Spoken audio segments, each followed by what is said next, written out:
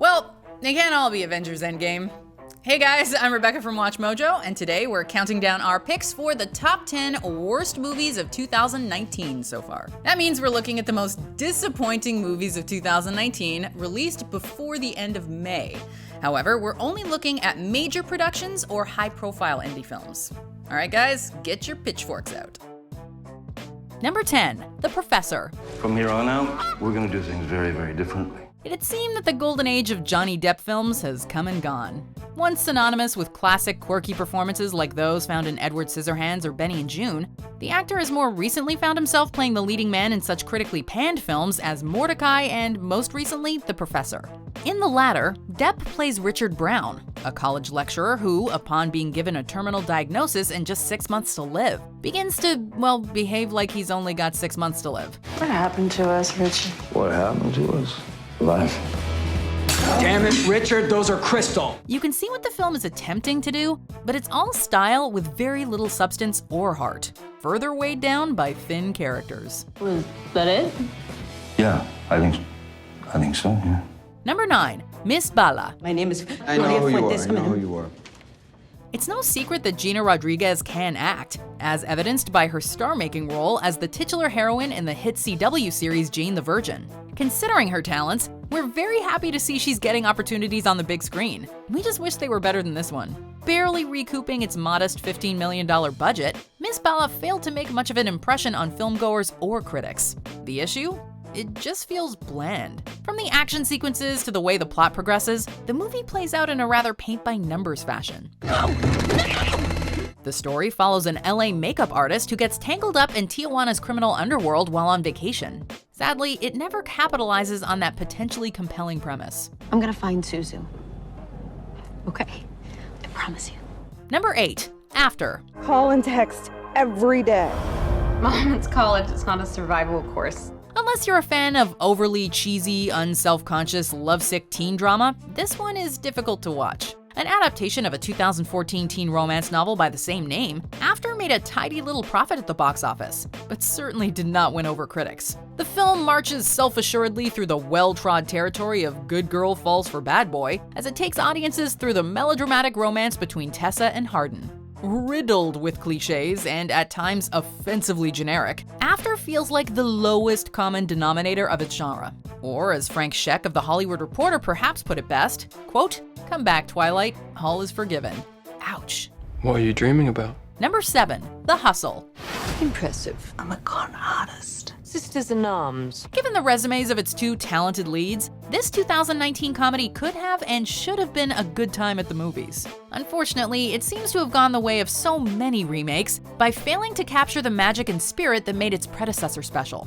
A remake of the 1988 film Dirty Rotten Scoundrels starring Steve Martin and Michael Caine, The Hustle sees Anne Hathaway and Rebel Wilson as Josephine and Penny, two con artists looking to score big. We're not nice women. We're con artists. Though the premise is a tried and proven one, The Hustle does little to update it, while also making the cardinal comedy sin of having most of its humor fall flat. Trashy dressy. Did it again. Number 6, Polar. I got your message. Which one? The first or the 15th? Between films like Keanu Reeves' John Wick and Charlize Theron's Atomic Blonde, we seem to be experiencing a back-to-basics action movie renaissance.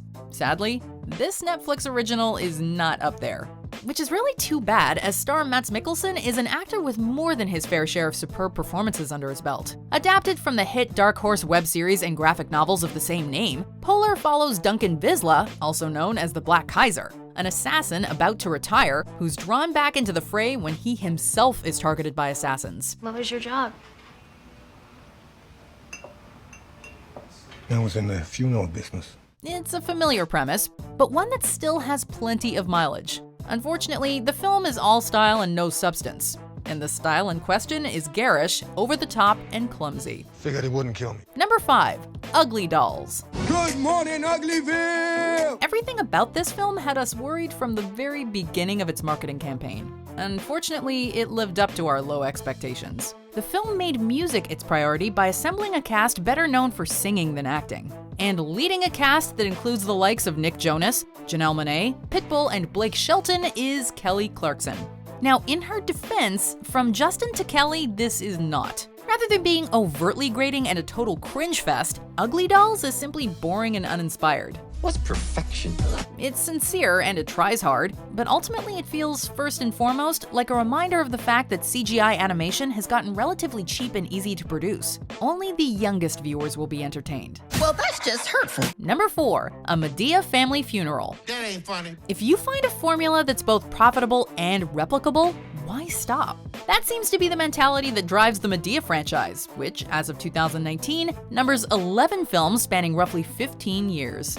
In this most recent installment, which is something of a return to the status quo after 2 Halloween-themed movies, old friends and family members have to deal with their secrets and interpersonal issues when a member of the group dies unexpectedly. Somebody just hid one day and then just drop damn dead the next. Now, the films in this franchise have been almost universally panned by critics, and Ahmadiyya Family Funeral is no exception. The only silver lining? Ahmadiyya creator, director, and actor Tyler Perry has deemed this to be the end of the character. Here's hoping he's a man of his word. Daddy, I want y'all to stop, okay? Just stop it. Number 3, Replicas. Stand by to initiate neural imprint.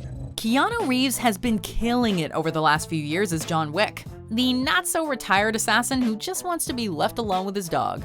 It's this recent renewed success for the actor that makes Replicas feel so hilariously bad, as we have something great to compare it to. Replicas is a sci-fi thriller that, like so many films in the genre, sounds promising on paper, but fails to deliver on the big screen. I still don't know why it happens. If I don't know what causes it, how can I be certain it won't happen to them? The movie follows neuroscientist William Foster, who, after the tragic death of his wife and children on a family trip, uses his research to transfer their minds into newly cloned bodies. Riddled with plot holes, terrible character choices, and utterly devoid of heart, Replicas is doomed to be almost immediately forgotten. Nobody can know what happened.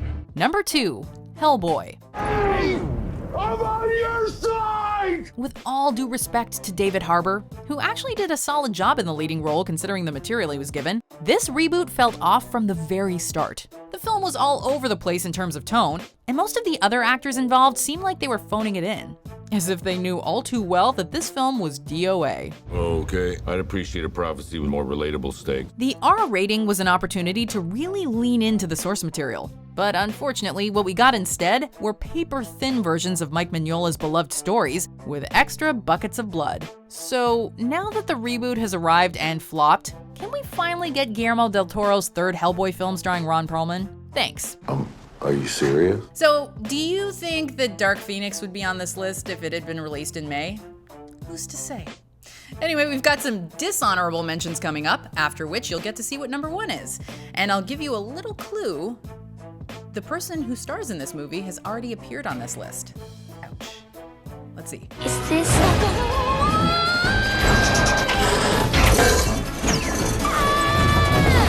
What, don't your arms work?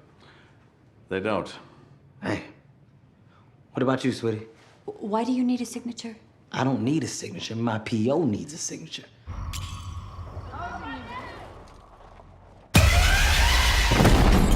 The oldest category is 18 plus. We're 18 plus. 18 plus 50. Not quite at the end yet. Almost there though. Just be sure to subscribe to our channel and ring the bell to be notified about our latest videos. Alright, back to business. Number 1, Serenity. I'll get that. Sorry, Anne Hathaway, we promise we're not picking on you. Even A-listers have bad movies, and unfortunately, 2019 just doesn't seem to be Hathaway's year. Serenity had the makings of the next great thriller. It boasted an all-star cast including Matthew McConaughey, Diane Lane, Jason Clarke, and Jimon Hounsou, and was directed by Stephen Knight, whose 2013 film Locke should be considered mandatory viewing for any cinephile. Unfortunately, Serenity was a misfire in every sense. I didn't catch fish all day, I'd find a way to kill you. Self-serious to the point of being laughable, and convoluted where it aimed to be complex, this film was a train wreck. It could have gone on to become a truly legendary flop had more people actually heard about it. Exactly how many years have I been here, Jack? The thing about Serenity is I feel like I never knew what that movie was about at all. And you know when the trailers are bad that the movie's gonna be terrible. And I don't get it because there's so much talent in that cast. Anyway, let us know in the comments what the worst movie you've seen so far this year is. Be sure to like and subscribe, and check out this other video if you want to watch something to cleanse your palate.